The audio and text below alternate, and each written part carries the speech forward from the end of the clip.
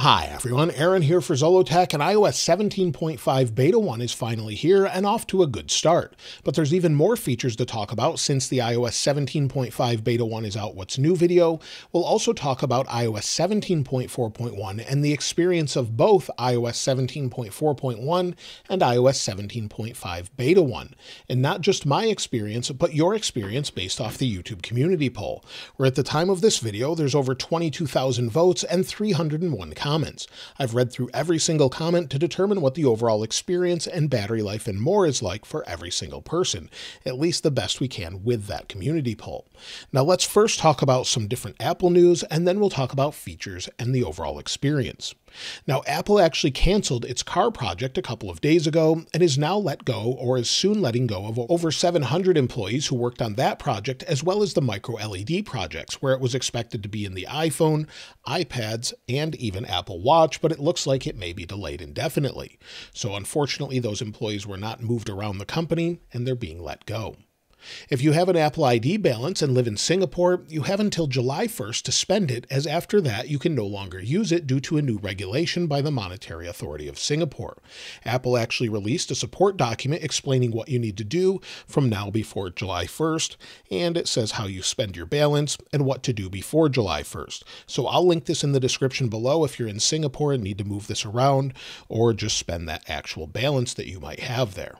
Apple TV continues to gain quite a few different shows and movies, and Apple is apparently working on new immersive content for the Apple Vision Pro, but if you have TV Plus, they've actually added a bunch of free movies throughout where they keep updating this with things such as Ghostbusters, we have John Wick, and many others. So they keep adding them as a limited time, and we'll be able to watch those. So maybe because the Vision Pro is sort of short on different maybe movies, things like that, they're now adding a bunch of different feature films, at least temporarily. So it's been nice to go through some of the old ones and watch those along with some of the new shows also. If you're a developer who applied to go to Apple Park for WWDC, Apple actually sent out notices of those invited and those denied this year the other day. You can see what it looks like here. Quite a few people were posting on Twitter or X saying that they were actually invited, and you can see the invite here. So they're excited to invite you to a special event at Apple Park on Monday, June 10th.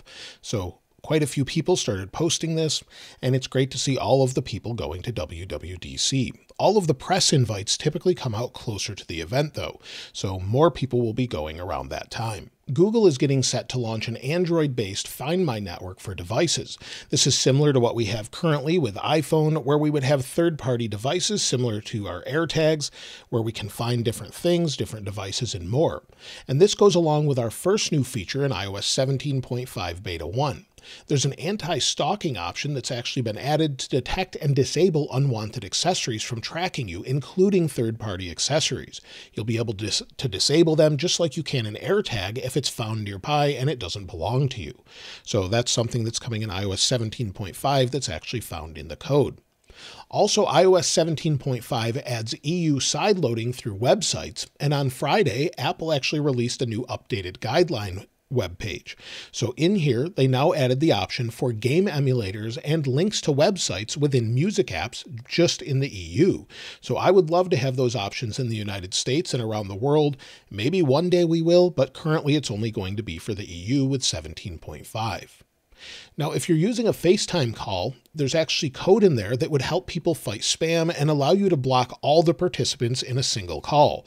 So you would be able to disable multiple people instead of having to sort of disable one person at a time. You should be able to disable all of it if you really wanted to. At least there's code for it at this time. Also, I talked about the other day when we had the new video, if we go into our battery, we go to our battery health settings, you'll see it has charging title and has some sort of odd text here that's more code-like. This is something that hints at iPad also getting cycle count and maybe some settings as well in the next iPads. So the code is there. We haven't seen it just yet, even on the iPad, but it looks like in future iPads, when Apple finally releases them in early May, if that's when they're coming, it looks like they could have battery health settings. And we don't know if it's going to actually have just a cycle count or maybe what we have here with battery health and show us the health in general. We don't know that just yet, but at least there's code for that also. Also, to go along with iPad, there's also code hinting at a new Apple Pencil with some gestures. So Apple Pencil is expected to be updated for the next iPad, and with this update, not only will we have the pencil, but we'll also have some new gestures that might allow us to squeeze it. So we could squeeze it to sort of activate something different, and that's found in the code, but we don't know exactly what that means just yet. We could have the option to sort of go back or next, and those things could be updated at the next few versions. The next one is not necessarily a feature, but maybe more of a bug fix, and that has to do with the Home app. If you had an Apple TV or maybe an Apple device that acts as a hub, it wouldn't sometimes automatically be removed if you got rid of it and reset the device. Now that will remove itself automatically and just go away, and you don't have to fully reset the entire home in order to do that. So that's a great change, as sometimes there were devices here that didn't belong because you'd removed them altogether. Also, a new feature with watchOS 10.5, or really just a change, has to do with the saturation of colors within the display. It seems like they're a little bit deeper in color and more saturated or have higher contrast. So in general, they look a little bit better, and one thing you may have already noticed is my app that's typically on my watch isn't working. Lumi, that goes in the middle of this, doesn't seem to work with watchOS 10.5 for some reason, so I'll see if I can delete it and reinstall it, but so far it's not working for me. So just be aware of that if you have watchOS 10.5 or were planning to install it early on. Also, with watchOS 11, we don't know the exact supported devices yet, but according to iPhone Soft, they say to expect watchOS 11 to drop support for the Apple Watch Series 4. So Apple could be getting rid of the older watch. That would make a lot of sense, but we don't know that 100% until June. So we'll have to wait and see. Also, when it comes to iOS 18, Siri could be getting a huge update with AI. A recent paper released by Apple researchers actually claimed that their new update called Realm, or Reference Resolution as Language Modeling, can enhance voice assistance and even beat ChatGPT 4. So that's something that could get a huge bump as far as overall performance, what it can do, and maybe all on device. So Siri could be getting a huge update. We know Apple's going to be focusing heavily with iOS 18 on AI, so we're expecting that. We're also expecting it still to be a major update. There were some leaks that showed maybe a redesigned camera app with sort of a visionOS overlay, but those were later proven to be false, it seems. So those were not accurate, at least according to what Mac Rumors and 9to5Mac said later on. But early on, we thought we'd get a visionOS restyle, and it seems like we could still get that, but at least the leaks that came out the other week were not accurate, or at least at this point. We're still expecting all the other things I've mentioned before, with major updates throughout, major AI enhancements, hearing mode updates, accessibility features, and much, much more. So I can't wait to see what it includes. Now, as far as other releases this week, well, AirPods Max got a firmware update as well. So if you have AirPods Max, with AirPods Max, they've been updated to version 6A325. So if you connect them to your iPhone, and sometimes they're odd to connect on this device here, but if you connect them to your iPhone or Mac, the only thing I could find is that there were bug fixes and improvements, but I did notice that when you're listening to music or maybe watching video on a Mac, sometimes I would remove them from my right ear, put it back on, and it would only play again from the left ear.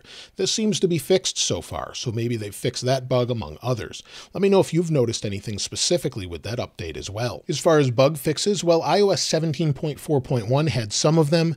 It seems to improve even greater with 17.5 Beta 1, but the alarm going off in the morning seems to be fixed for me, so it doesn't miss an alarm anymore. It will work continually for me. I haven't had an issue since I've been on even the revised version of 17.4.1 or 17.5. Also, overall AirPod connectivity seems to be improved, and AirDrop is working much, much faster. So my AirPods are great, and again, like I said, AirDrop seems to be super fast. So if we go into Photos, and we'll just AirDrop this here, we'll AirDrop it to maybe, let's AirDrop it to the iPad. Give it a second there, and it's already there. So it AirDrops very, very fast and consistently this time. Also, there's a few things that are still bugs in 17.5, third-party apps sometimes not going to the dynamic island, such as Waze. I've heard from different viewers with that. Also, deleting timers can sometimes cause issues for some. So if you delete a timer, I haven't seen this myself, but let's go ahead and delete it. Seems to work okay for me. No issues here, and it's working fine. But some people report that's causing all sorts of odd glitches. Also, one thing I'm hearing again that we've seen in previous beta updates is widgets disappearing.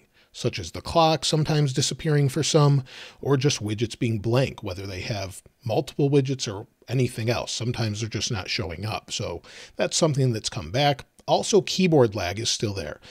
After I initially installed this, I saw some keyboard lag, and that's something that I had. If we go into notes, within notes, if we type this is a new note, it seems to be nice and fast, but sometimes it just really slows down for me. I'm not sure why.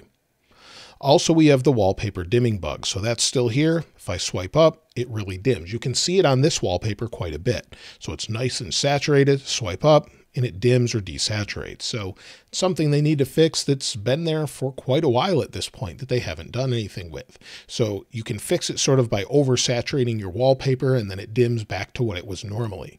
It's something you can do to work around that.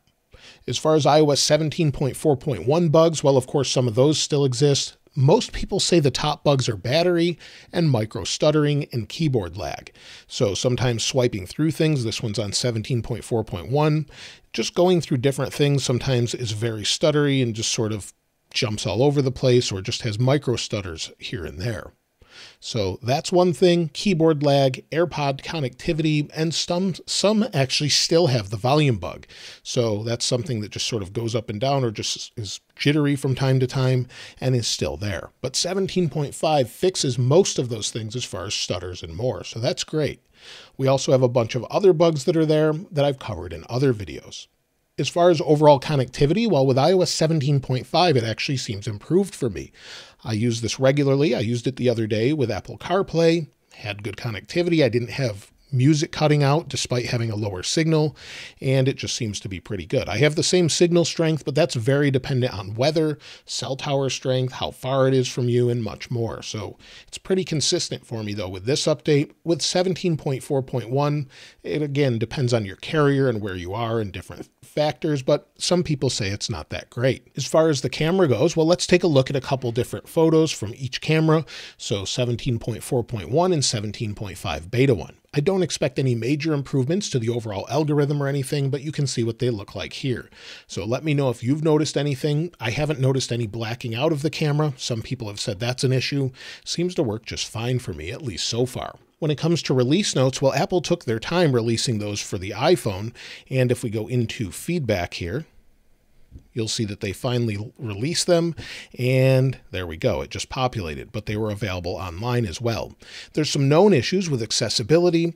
There's new features with Core Motion for developers, and then they resolved an issue with StoreKit, where it fixed an issue where the term of service button on subscription store view could cause a crash when tapped. So not a whole lot of notes here. They've gone back to not including a ton of information. I really hope they do more going forward. I'd love to see a ton of different notes here with more information. If you are having bugs or issues, make sure you report them in the feedback app, though, as that's helpful for Apple to sort of categorize what the major issues are and fix them. As far as the overall performance and heat, performance has been pretty good. I haven't noticed any slowdowns with the iPhone with 17.5. It seems nice and fast, smooth scrolling, smooth with ProMotion as you speed up and slow down. Everything seems to work well there. And on older devices, the same thing. Those micro stutters from 17.4.1 seem to be gone for the most part, at least from what I see here. There it took a moment to load off Wi-Fi, but again, if we go into library, scroll, things seem to be nice and smooth, and games load fast, and everything else. It seems to be a pretty good update so far. As far as the overall heat, well, I did notice that it seems to stay much cooler, and everyone in the comments so far is saying the same thing for the most part with 17.5. While it can get hot when you're performing different tasks, it seems to stay nice and cool, and some people have said 17.4.1, the phone seems to get very, very hot. It's normal for it to heat up when charging or playing intensive apps, but not to the point where you can't touch it or get an overheat message. So far it seems to be pretty good. Let's take a look with the thermal camera, as this is a little bit warm since we've had it on, but it's nothing that's super hot. And 17.4.1 is idle here, so this is doing nothing, just sitting there as well. At its hottest point, we're at about 90 to 91 degrees Fahrenheit on 17.5. On 17.4.1, again, this is idle, so we're sitting around 85 degrees Fahrenheit. And again, that's 33 to 34 degrees Celsius. And then on 17.4.1, we have 30.5 degrees Celsius. So again, Not too hot, not warm enough that you can't touch it or anything like that, but it is a little bit warm just from sort of using it, but no more so than it would normally be at this point in the video. As far as the benchmarks go, well, I just ran Geekbench 6, and you'll see I had 2,901 for single core, 6,999 for multi-core. This is actually down a little bit from when I ran it the other day, but if we take a look at the history, you'll see it's right in line with what I had earlier today, but it was higher the previous day. As long as within a few hundred, it's fine. And of course, it could be processing something in the background. We don't really know, but the performance using it feels fine. So maybe that will improve in a few more days as well. And the phone actually is cooling down very quickly compared to what it did previously with previous 17.4.1 updates. Now, as far as battery life, let's go ahead and take a look in the settings. We'll go down, go to battery health. I'm down to 99% with 153 cycles, and you can see what Coconut Battery says here on the left. And as far as battery life, I've noticed an improvement over the past couple of days running this. Now, I don't get phenomenal battery life so far, but you'll see I had 2 hours and 59 minutes of screen active time, 2 hours and 1 minute of screen idle time, and I'm currently down to 38%. So that's not phenomenal battery life, but it's actually better than what I had before. The day before, 3 hours and 9 minutes, and again at about 75%. But if we go back a few more days, you'll see the best I got was 4 hours and 35 minutes and used almost 100%, and then 3 hours and 1 minute and used 75%. I'm seeing a slight improvement. I'm getting through the day without having to be on low power mode or going down to 20%. So it seems to be a little bit better, and I still have to figure out what's using all of my power typically. As far as if you should install iOS 17.5 Beta 1, well, at this point, unless you really want to install it and there's something you want to develop for, I'd probably skip it, as I never recommend installing betas just to try and get better battery life or reduce bugs. Betas are meant to be tested, and they'll definitely have some bugs, so I would hold out until at least Beta 2 or Beta 3 and see how it does from there. Now, as far as when iOS 17.5 Beta 2 will come out, it could be this next week, maybe on the 9th or 10th, but typically it's every other week for the first couple of betas. But I expect the final release of this update to be out sometime in early May, probably along with new iPads. So maybe we'll have weekly betas at this point. We don't know until we see what happens next Tuesday or Wednesday. In between the final release, we could see an iOS 17.4.2 to actually maybe fix some additional bugs, battery life, and more. So maybe we'll see that update within the next month or so. Now, as far as what you had to say about the overall experience, let's take a look at some of the comments. Stacy Gray said, using 17.4.1, not the re-release, on iPhone 14 Pro with 92% battery health. No major complaints, the battery easily gets me through a day. Wi-Fi, cellular connectivity, and heat are all okay, but I've noticed a fair amount of micro-stuttering whilst navigating the OS at times that I don't recall seeing in earlier versions of iOS. Tribal X Chief says, iOS 17.4.1 is just so stuttery and laggy.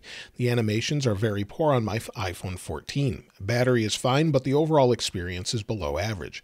We don't expect this kind of service and software from Apple. iOS 17 has been stuttery since it was launched. Nothing is smooth and swift. It's like Apple fixes a thing and breaks something else. Roman Marty, NOV2346, says, iPhone 15 Pro, I'm on iOS 17.4.1. Everything works fine, no issues at all. Lokman Syed said, I'm using iOS 17.5 Beta 1 on iPhone 15 Pro Max, and it's really amazing. No bugs, battery life has been great, and everything feels really smooth. The 8 Travel Girl said, I'm noticing battery drainage, connectivity issues, which I'm not surprised because always the first betas are like this. Hopefully by the second beta they fix the bugs. Thank you, Aaron, for keeping us informed. Pierre Marcuse says, 15.5 Beta 1 on iPhone 15 Pro Max. Few wrong labels in the battery settings, otherwise no visible bugs for me. Very smooth, and battery life is surprisingly good. Really nothing to really be bothered about for me, aside from still getting pretty warm when FaceTiming for longer. Aaron D. May said, 17.5 is amazing, battery life is good, and performance is also very good. I hope the rest of the betas stay like this. And it has 18 thumbs up, and they're on an iPhone 15 Pro Max. So that's everything with iOS 17.4.1 and iOS 17.5 Beta 1. Hopefully we get a new beta this week and learn more about what's coming with iOS 18. But if there's anything you've found in iOS 17.5 Beta 1 that I haven't mentioned in this video, I'd love to hear from you in the comments below. Of course, I'll link this wallpaper in the description like I normally do, and if you haven't subscribed already, please subscribe, and if you enjoyed the video, please give it a like. As always, thanks for watching. This is Aaron. I'll see you next time.